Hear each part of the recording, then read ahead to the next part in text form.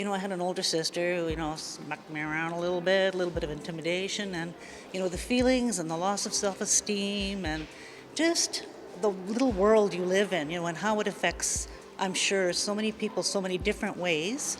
And I started looking up some old poetry I'd written, and I thought, ooh, who was that person? It was scary, And I thought, nice place not to be anymore.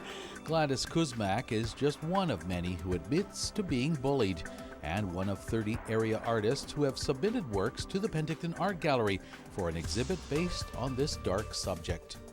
Bullying may take several forms. Sandra Richardson, like each contributing artist, has interpreted the cause and effect of this social illness. Well, it's based on the proverb, people who live in glass houses shouldn't throw stones.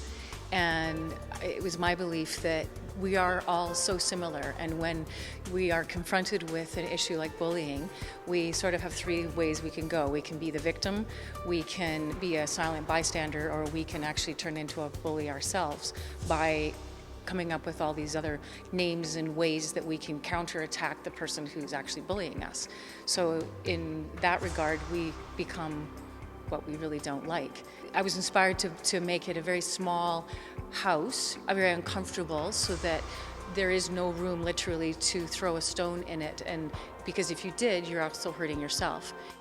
As a first-time artist, Ebony was inspired to create 2 art pieces to tell her story. I've asked friends and family, coworkers to give me stories about bullying or how they bullied. And it's basically airing out your dirty laundry, because we all have different versions of bullying.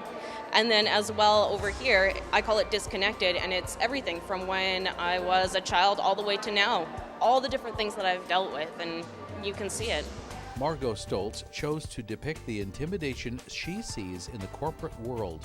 What I'm trying to get at is sort of the intrinsic bullying in large corporations, how if somebody speaks to their superior and their superior basically tries to silence them and say, you know what, deal with it, just go away.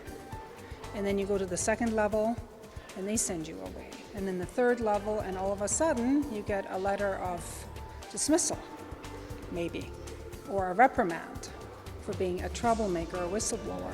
How he manipulates the people beneath him, and then how those people who are basically silenced don't want to carry out the dirty job, but have to. It's their job unless they want to lose their income and their mortgage. And then what happens is people are scared into submission.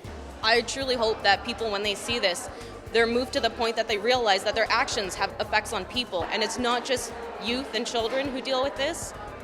Everyone, and no matter what race, gender, age, everyone. The exhibit Styx Stones continues at the Penticton Art Gallery until May 11.